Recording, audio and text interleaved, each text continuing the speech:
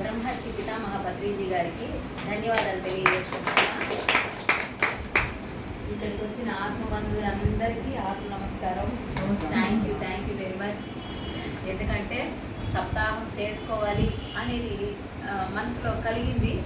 ఆ ఆలోచన వస్తూనే నా స్నేహితురాలు మల్లీశ్వరికి చెప్పాను, చేద్దాం లేరా అనింది. ఇంకా వెంటనే తను బిజీగా ఉంటుంది కాబట్టి సార్కి ఫోన్ చేశాను, ప్రసాద్ సార్కి. సార్, నేను ఇట్లా ధ్యాన సప్తాహం చేయాలనుకుంటున్నాను, మీరు నాకు మన మెడిటేటర్స్ని తీసుకొని రావాలి అని. ఓకే మేడం అన్నారు.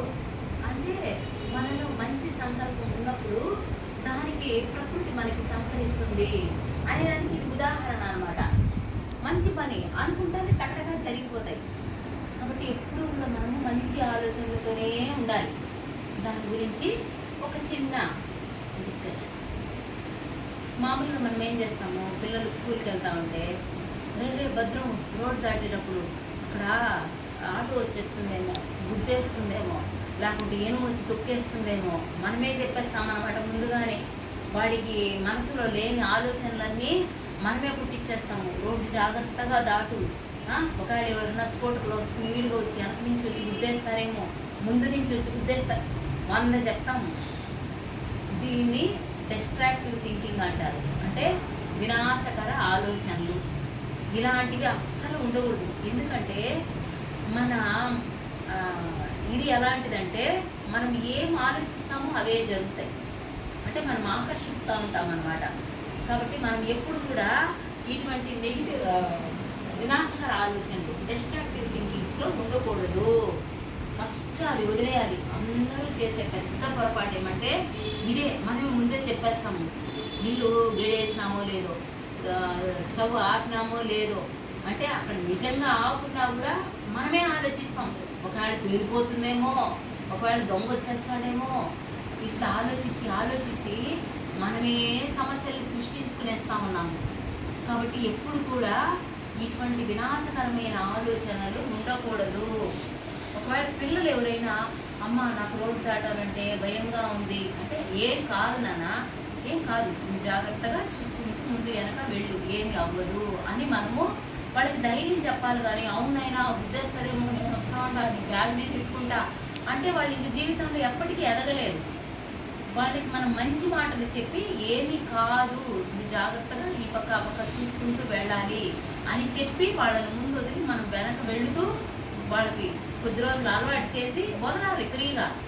హాస్టల్లో పెడితే అక్కడ చెడ్డ అలవాట్లు వస్తాయేమో, ఇక్కడికి పోతే అట్టవుతుందేమో, అక్కడికి మనమే చెప్పేస్తామన్నమాట. ఎక్కడో ఎవరికో ఏవో జరుగుంటాయి, వాళ్ళ కర్మానుసారము మనం అవన్నీ తీసుకొచ్చి మాట్లాడతాం మన ఇంట్లో. అందువల్ల ఏమవుతుందంటే మన ఇల్లంతా ఆ బ్యాడ్ ఎనర్జీస్తో నిండిపోతుంది. ఇంట్లో ఎప్పుడు గొడవగా రచ్చరచ్చగా, ఎందుకంటే మనం మాట్లాడే మాటలే అలాంటివి. కాబట్టి ఎప్పుడు కూడా ఇటువంటి వినాశకరమైన ఆలోచనలు చెయ్యకూడదు. Next, negative thinking. అంటే మనమే ముందు అనేస్తాం, అది కాదులే, అది జరగదులే, అది అవ్వదులే అంటే అక్కడ డిజైన్లో జరగాలి అనే రాసుకొని వచ్చుంటాం మనము. కానీ మనమే ముందుగా చెప్పేస్తామన్నమాట. ఒక బ్యాంక్లో డబ్బులు వేయాలి, ఆ బ్యాంక్ కూడా ఎత్తేస్తే పోయి ఒక వస్తువు కొనుక్కోవాలా, ఆ వస్తువు బాగుంటుందో బాగుండదో, ఎందుకైనా మంచిది అని 10 సార్లు దాన్ని చూసి మన లోపల ఏముంది, అది బాగుండదు అని ఉంది. అందువల్ల అది మంచి వస్తువైనా నిజంగా మనకి నచ్చదు, బాగుండదు, అది మనకు ఉపయోగపడదు. కాబట్టి ఈ నెగిటివ్ థింకింగ్ అనేది కూడా ఉండకూడదు. ప్రతి విషయంలోనూ మనకి ఆలోచించుకోండి. మనం ముందే చెప్పేస్తామా, అది జరగదులే, అది అవ్వదులే, అది బాగుండదులే అంటే మనమే చెప్పేస్తామన్నమాట. కాబట్టి ఇటువంటి ఆలోచనలు కూడా, ఈ నెగిటివ్ థింకింగ్, ఈ వినాశకరమైన ఆలోచనలో కూడా ఇంకొక ఉదాహరణ ఏమంటే, వాళ్ళు నాశనం అయిపోను, నన్ను తిట్టినారు కదా, వాళ్ళు అట్టయిపోను, వీళ్ళు ఇట్టయిపోను ఎప్పుడు అనకూడదు. ఎందుకంటే ఎప్పుడైతే మనం వాళ్ళు అట్టయిపోవాలా ఇట్టయిపోవాలా అంటామో వాళ్ళకన్నా ముందు మనం అయిపోతాం. ఎందుకంటే మన నోట్లో నుంచి ఏది వస్తుందో అదే జరుగుతాయి. నోటిలోని మాట నుదుటి మీద రాత అని గురువు గారు చెప్పారు. కాబట్టి ఎదుటివాడు పాడైపోవాలనుకుంటే వాడు అవుతాడో అవ్వడో, వాడికన్నా ముందు మనం అవుతాం. కాబట్టి ఎప్పుడు కూడా ఎవరిని కూడా మనం చెడు కోరుకోకూడదు, వినాశకరమైన ఆలోచనలు ఉండకూడదు. అవుతుందో కాదో అన్న నెగిటివ్ థింకింగ్ ఉండకూడదు. ఎగ్జామ్ రాస్తా ఉంటాడా, వాడు ఏం చదివినాడు, వాడు ఎక్కడ పాస్ అవుతాడా, వాడు ఫెయిల్ అయిపోతాడు అనే తల్లిదండ్రులు ఉంటారా లేదా? ఏరా ఎప్పుడు వీధుల్లో పడి ఎగరుతూ ఉంటావు, ఆటలాడుతూ ఉంటావు, నువ్వు ఎప్పుడు శ్రద్ధగా చదివినావురా, నువ్వు ఫెయిల్ అయిపోతావురా అంటే ఇక వాడు యాడ్ పాస్ అవుతాడు? వాడికి చెప్పాలా? లేదు నాన్న కూర్చో చదువుకో, అమ్మ నాకు రాదు అంటే లేదు నాన్న నీకు మంచిగా వస్తాయి 35 రాని నువ్వు పాస్ అవ్వు చాలు అని చెప్పాలి. కానీ నువ్వు పనికి మనలురా, నువ్వు యాడ్ పాస్ అవుతావురా, పోయి ఆడుకోబోలేదంటే ఇట్లాంటివి మాట్లాడే తల్లిదండ్రులు చాలా ఉన్నారా లేదా?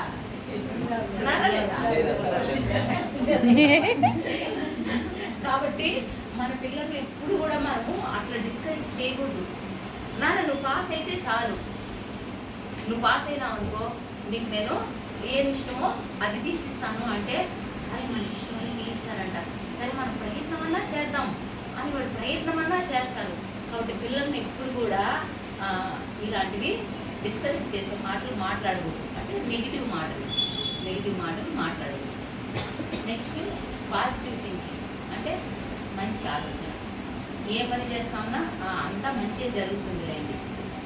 వెళ్తాను దారిలో ఎవరో ఎదురుపడినారు, వాళ్ళు కూడా మనలాగా మనుషులే, ఏం కాదు వెళ్ళండి అని చెప్పాలి. అన్నం వచ్చింది, బిల్లు ఎదురు వచ్చింది, కుక్క ఎదురు వచ్చింది, వాడు బుద్ధి లేని ఒకడు వాడు ఎదురు వచ్చినాడు, అందుకే ఈరోజు ఇటు జరిగింది. ఇట్లాంటివన్నీ అలాంటివి ఏమీ లేదు. ఎందుకంటే భగవంతుడు అన్ని ప్రాణులలో ఉన్న ప్రాణాన్ని నేను అన్నాడు. కాబట్టి అందరిలో మనం దైవాన్ని చూడగలగాలి. వాడు చెడ్డోడైతే వాడి మనసు చెడ్డది, వాడి ఆత్మస్థితి చెడ్డది కాదు, ఆత్మ భగవంతుడు. కాబట్టి ఇది మనకి గురువు గారు చెప్పేశారు. భగవంతుడు అంటే ఆత్మ, అన్ని ప్రాణులలో ఉన్న ప్రాణాన్ని నేను అని పరమాత్ముడు చెప్పాడు. కాబట్టి వారిలో ఉన్న ఆత్మను మనం దర్శించాలి, కానీ వాళ్ళని దర్శించకూడదు, ఈ శరీరాన్ని చూడకూడదు. వారిలో ఉన్న ఆత్మను దర్శించగలగాలి. అంటే మన మనోస్థితి అంత పాజిటివ్గా పెట్టుకోవాలి. ఎప్పుడైతే మనం పాజిటివ్గా ఉంటామో మనకు పాజిటివే జరుగుతుంది. పిల్లొచ్చిందంటే నిజంగా నువ్వేం కోరుకుంటున్నావో నీకు అదే జరుగుతుంది. కాబట్టి మనం ఏం ఆలోచిస్తామో అవే జరుగుతాయి. కాబట్టి ఎవరన్నా ఎదురురాని వాళ్ళు కూడా భగవంతుడే. ఆ పిల్లిలో ఉండేది భగవంతుడే, ఆ కుక్కలో ఉండేది భగవంతుడే, ఆ పెద్దావిడిలో ఉండేది భగవంతుడే, కనిపించే ప్రతి ఒక్కరిలో ఉండేది భగవంతుడే. అంతా మంచిగా జరుగుతుంది అని ఎప్పుడు మనము మంచి ఆలోచనలు పెట్టుకోవాలి. ముఖ్యంగా మనం చేస్తూ ఉండే పొరపాట్లు తప్పులు ఇవే. వీటి వల్లే మన మనసులో ఉన్న ఆలోచనలే రిపీట్గా జరగడం వల్ల మన సమస్యల్లోకి వెళ్ళిపోయి నేను ధ్యానం చేస్తూ ఉన్నాను, నాకు ఎందుకు మంచి జరగడం లేదు. ఎట్ట జరుగుతుంది? ధ్యానం అయితే చేస్తున్నావు, నీ కర్మలు కడుక్కునే ప్రయత్నం అయితే చేస్తున్నావు, కానీ నీ లోపల ఉండే ఆలోచనలే ఉన్నాయి, సరికాని ఆలోచనలు ఉన్నాయి. సరికాని ఆలోచనలు ఉన్నప్పుడు నీకు మంచి ఎలా జరుగుతుంది? కాబట్టి నీ ఆలోచన విధానాన్ని ఫస్ట్ మార్చుకోవాలి. ఇంతమంది వచ్చారు, నాకు చాలా సంతోషంగా ఉంది అనుకుంటే నాకు సంతోషం. అబ్బా వచ్చినారు ఈ సాకులు ఎత్తాలని, ఇదంతా ఎంత పని అనుకుంటే అలా అనుకోకూడదు. ఒకరు మన ఇంటికి వచ్చినారంటే సాక్షాత్తు ఆ భగవంతుడే వచ్చినట్టు, రెండమ్మా కూర్చోండి మీరు కదా అని వాళ్ళని మనం అంత ప్రేమగా రిసీవ్ చేసుకుంటే వాడు శత్రువే కూడా కానీ అయ్యో మనం ఎంత పనికి మాటలు పెదవా, మనల్ని వీళ్ళు ఇంత గౌరవిస్తున్నారే, మనము వీళ్ళకి మంచి చేయకపోయినా గమ్మున ఉండాలి, కానీ మనం వీళ్ళకి ఏ చెడ్డ చేయకూడదు అని చెడ్డవాడు కూడా మంచి వాళ్ళు అయిపోయే విధంగా మన ప్రవర్తనతో మార్చుకోవాలి. ఓకేనమ్మా? కాబట్టి పాజిటివ్ థింకింగ్ ఉండాలి. అదేవిధంగా మిరాక్యులస్ థింకింగ్ అంటే ఇక ఎక్సలెంట్, నేను ఏ పని చేసినా సక్సెస్ అనుకోవాలి. అప్పుడు ఆటోమేటిక్గా సక్సెస్ వస్తుంది. ఇప్పుడు మన గురువు గారు పత్రి గారు మహానుభావుడు, లోక కళ్యాణం కోసం ఆ పరమాత్ముడే జన్మ తీసుకొచ్చి ఈ నిజాలన్నీ మనకు చెప్పాలని వాళ్ళు వచ్చారు. ఆయన దగ్గర ఏమి ₹1 కూడా ఉండదంట, కానీ పెద్ద పెద్ద పిరమిడ్లు కట్టేశారు. ఎట్ట కట్టారు? నా లోపల లోక కళ్యాణం అనే ఒక గొప్ప భావన ఉంది. అందరూ బాగుండాలి, అందరూ సత్యాన్ని తెలుసుకోవాలి, అందరూ ఈ దుఃఖంలో నుంచి బయటపడిపోవాలి, అందరికీ తెలియజేయాలి అని ఆయన ఊరు తిరిగి మనం కొంచెం నడిస్తేనేమో కాలు నొప్పి నా వల్ల కాదు అంటాం. అటువంటిది ఆయన 40 సంవత్సరాలు సుదీర్ఘ ప్రయాణం, అలుపు ఎరగని బాటసారిలాగా తిరిగి తిరిగి తిరిగి ఊరు ప్రతి మనిషిని, ప్రతి పశువుని, పక్షిని అన్నింటినీ దగ్గర తీసుకొని ఆయన అద్భుతమైన ప్రేమను పంచినాడు. అందువల్ల ఆయన దగ్గర ఏమీ లేకపోయినా పెద్ద పెద్ద పిరమిడ్లు కట్టేసినాడు. ప్రపంచాన్నంతా ధ్యాన జగత్ చేసేసినాడు. శాకాహార జగత్ చేసే దాంట్లో మనందరము భాగస్వాములు అయి ఉన్నాము. పిరమిడ్ జగత్లో మనందరము భాగస్వాములు అయినాము. ఇంతటి మహా విజృంభణని ఎవరు తీసుకొచ్చారు? ఒక్క మహానుభావుడు. అంటే ఆయన లోపల ఉన్న సంకల్పం అంత గొప్పది. అందరూ బాగుండాలి, సృష్టి మొత్తం బాగుండాలి అని.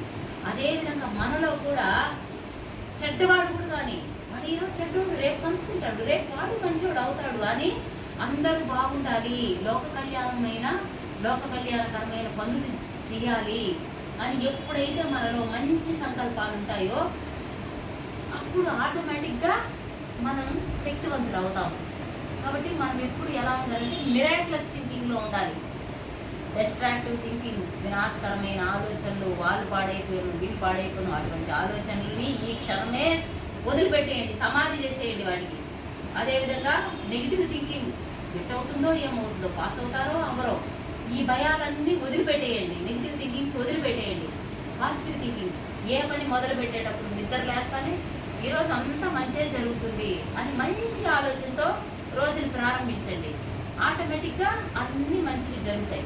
ఒకవేళ ఏదైనా చెడ్డ జరిగింది, ఓకే ఇది కూడా నా మంచిగా జరగనే కానీలే, దీనివల్ల కూడా నాకేదో మంచిగా ఉంటుంది అని అనుకోగలగాలి. ఎప్పుడైతే చెడ్డలో కూడా నువ్వు మంచిని చూస్తావో అప్పుడు ఆటోమేటిక్గా నీ జీవితం అద్భుతంగా తయారవుతుంది. అదేవిధంగా నేను, నా కుటుంబము ఏ విధంగా బాగుండాలి అనుకుంటానో అదేవిధంగా లోకమంతా కూడా బాగుండాలి అని ఎప్పుడు అనుకుంటామో అప్పుడు మనమే మహనీయులు, మహాత్ములు, ఆ భగవంతుడుగా తయారవుతాము. ఇలా అవ్వాలి అంటే నిరంతర సాధన అవసరం. ఎందుకంటే సాధన చేయగా మనలో ఉన్న చెడు ఆలోచనలన్నీ వెళ్ళిపోతూ వస్తాయి. ఇప్పుడు ధ్యానం చేయకముందు మీ మనోస్థితి ఎలా ఉంది, ఈ ధ్యాన సాధన మొదలుపెట్టిన తర్వాత మీ మనోస్థితి ఎలా ఉందని మీకు మీరే అర్థం చేసుకోండి. ఆటోమేటిక్గా మనలో ఉన్న చెడు తొలగిపోతా వస్తుంది. రాను అంటే వాళ్ళ కర్మల్ని బట్టి మనం పట్టుదలగా, శ్రద్ధగా, భగవంతుడు భగవద్గీతలో శ్రద్ధావాన్ లభతే జ్ఞానం అన్నాడు. ఎవడికి శ్రద్ధ ఉంటుందో వాడికే ఈ విషయాలన్నీ అర్థమవుతాయి, తెలుసుకోగలుగుతాడు, ఆచరిస్తాడు, 10 మందికి చెప్తాడు, లోక కళ్యాణానికి ఉపయోగపడతాడు. కాబట్టి మన శక్తిని పెంచుకుంటూ రావాలి. మన శక్తి పెరగాలంటే సాధన అనేది నిరంతరం ఉండాలి. బయట విషయాలు వదిలిపెట్టేయాలి. బయట విషయాల వల్ల ఏమీ ఉపయోగము లేదు. మనం ఈ శరీరంలో ఉన్నప్పుడే మనం శక్తివంతులమయ్యి సత్యాన్ని గ్రహించి కనిపించే ఈ శరీరాన్ని కాదు, కనిపించని ఆత్మను, ఆత్మే భగవంతుడు, అహం బ్రహ్మాస్మి, నేనే ఆ దేవుణ్ణి, తత్వమసి, అందరూ దేవుళ్ళే, సర్వం కల్వితం బ్రహ్మ, అంతా భగవంతుడి చేత సృష్టించబడిందే అన్న సత్యాన్ని అర్థం చేసుకొని ఈ క్షణం నుంచి మనలో ఉన్న చెడునంతా వదిలిపెట్టేస్తూ పాజిటివ్ వైపు, మిరాక్యులస్ వైపు జర్నీ చేస్తూ శక్తివంతులమయ్యి దైవాలుగా తయారవ్వాలి. ఓకే మా